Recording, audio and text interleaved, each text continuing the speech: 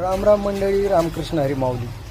सकाळी सकाळी आज 6 वाजता उठलोय तर ट्रॅक्टरवाला मल्चिंग करणारा दादा सकाळी सकाळी घरी येऊन बसला होता. मग काय, मी पण म्हटलं जुनी बंडल आहेत 2-3 आपल्याकडं, ते जा आणि तोपर्यंत करून घे दादा, उरलेले बंडल मी जाऊन घेऊन येतो.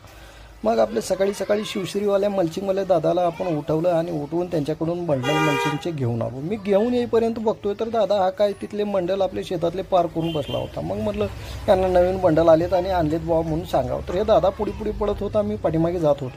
मग म्हटलं जाऊ द्या, यांना फिरून येऊ द्या, मगच आल्यानंतर सांगू. मग असा वाट पाहतो यांची, आता येतील तर हे काही येतच नव्हते.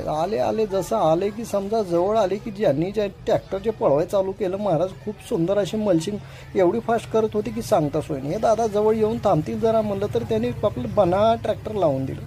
मग काय, मी पण मागे गेलो. त्याला म्हणून जाऊ द्या बुवा, आपण काय करावं तोपर्यंत मल्चिंग बघून घ्यावं. हे तुम्ही पाहू शकता, खूप सुंदर अशी मल्चिंग झालेली आहे. ट्रॅक्टरवाले दादाला नो चॅलेंज आहे मल्चिंग करायला. खूप सुंदर अशी मल्चिंग करतात ट्रॅक्टरवाले दादा, हे तुम्ही पाहू शकता. खूप सुंदर असं मल्चिंगचं काम झालं आहे. Plot number